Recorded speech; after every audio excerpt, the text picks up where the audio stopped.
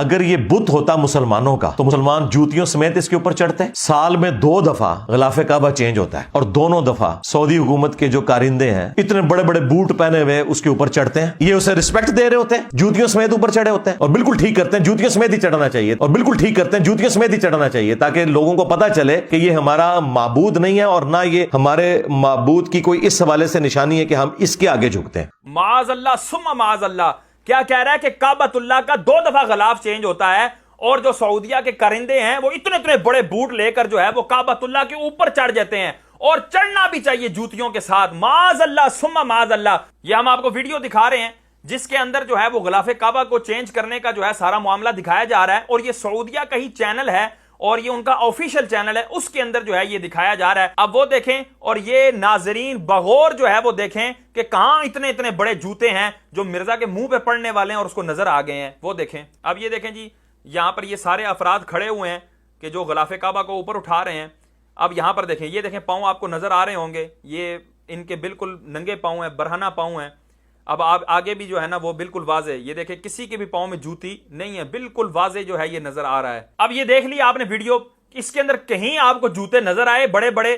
اگر آپ کو اپنے پاس وہ جو جہاں پر جوتے اتار کے آپ اس کی اکیڈمی میں آتے ہیں نا، وہ جوتے اٹھائیں اور اس کے منہ پہ ماریں کہ اوے بے وقوف انسان، تجھے کہاں سے وہ جوتے نظر آ گئے؟ پہلے تو بات ہے جن کا یہ حوالہ دے رہا ہے سعودیوں کا، ان کی اپنی حیثیت کیا ہے، لیکن اس کے باوجود بھی انہوں نے بھی اس کے منہ پر تماچا دے مارا، اور یہ ویڈیو اس کے منہ پر تماچا ہے کہ وہ بے ادب ہیں، لیکن انہوں نے کہا کہ مرزا تو ہمارا بھی باپ ہے، تو ہمارا بھی استاد ہے، لیکن ہم اتنے بے ادب نہیں ہیں۔ اور اب اگلا دیکھیں، یہاں سے ایک اصول مرزا کا سمجھ میں آ رہا ہے کہ جب اللہ کی وحدانیت بیان کرنی ہوگی اور یہ بیان کرنا ہوگا کہ یہ چیز اللہ کی شریک نہیں ہے، تو اس پر جوتیوں سمیت چڑھا جائے گا۔ اب اگر دھروو راٹھی یہ کہہ دے، کیونکہ وہ ہندو ہے اور ہندو یہ مانتے ہیں کہ جی ماں جو ہوتی ہے وہ بھگوان کا روپ ہوتی ہے، تو اب مرزا اس کا رد کرتے ہوئے کہے گا ہم تو ماں کے اوپر جوتیوں سمیت چڑھ جاتے ہیں، ہم ماں کے تو اس طرح جو ہے نا وہ معاملات کرتے ہیں، اگر یہ معبود ہوتا تو یہ والا معاملہ ہوتا۔ اور کس بونگے انداز سے تم توحید بیان کرتے ہو، یہ کون سا انداز ہے توحید کا؟ اور پھر کہتے ہیں یہ کون سا اللہ کی نشانی ہے؟ معاذ اللہ ثم معاذ اللہ۔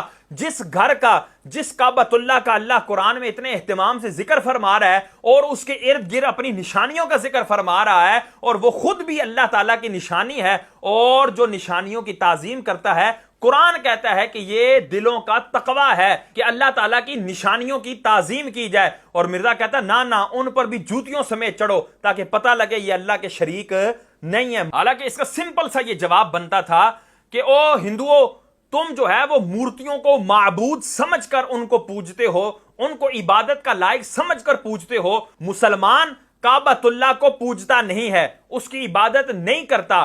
کعبۃ اللہ تو اس کی ایک سمت ہے جس سمت میں ان کو منہ کر کے نماز پڑھنے کا حکم دیا ہے، اور اللہ تبارک و تعالیٰ نے حکم دیا ہے کہ اس قبلے کی طرف منہ کر کے نماز پڑھو، اور نماز میں سجدہ کس کو کرنا ہے؟ وہ اللہ کو کرنا ہے۔ جھکنا کس کے آگے ہے؟ وہ اللہ کے آگے۔ تو عبادت اللہ کی ہو رہی ہے، فقط سمت جو ہے اور ایک منہ کرنے کا جو ڈائریکشن ہے وہ اللہ نے بیان کی ہے۔ تو یہ اس کا سمپل سا جواب بنتا تھا، لیکن یہ بات اس سے نہیں ہو سکی، اور یہ معاذ اللہ بے ادبی پر اتر آیا۔ اب آگے دیکھیں کیا کہتا ہے۔ یار اگر رسول اللہ کی قبر مبارک کا یہ سٹیٹس ہے تو باقی تو دنیا کی ہر قبر شیعی کوئی نہیں۔ اب یہ دھروو راٹھی کو دعوت اصلاح دے رہا ہے اور اس کو یہ بتا رہا ہے کہ وہ ہمارے نبی کی قبر کا یہ سٹیٹس ہے۔ بندہ اس طرح کہتا ہے نا وہ تیرا یہ سٹیٹس ہے، باقی تو شیعی کوئی نہیں۔ معاذ اللہ، یہ کتنا غلیظ جملہ ہے۔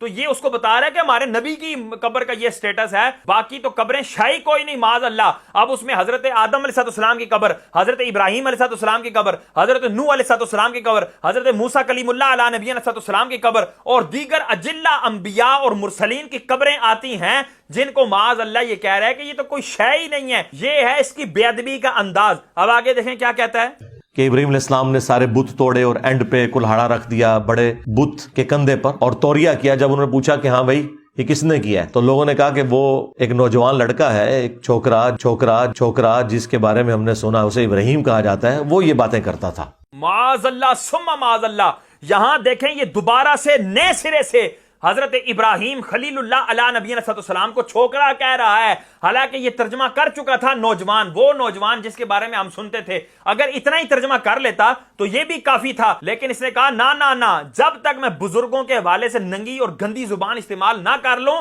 تب تک مرزا صاحب کو تو کھانا ہضم ہونے والا نہیں ہے. تو فوراً اس نے کہا, وہ جو چھوکرا, نوجوان بھی کہا پھر چھوکرا بھی کہا, اور اس بات پر مہر کر دی کہ جو میں نے حضور سرور کونین صلی اللہ علیہ وسلم کو چھوکرا کہا تھا وہ بالکل صحیح کہا تھا, اس کے اندر کوئی ذرا برابر بھی مذائقہ نہیں تھا. میں کہتا ہوں او خدارا, اوے حکومت والو, اوے اداروں والو, اوے اس چھوکرے کو کیوں نہیں لگام ڈالتے؟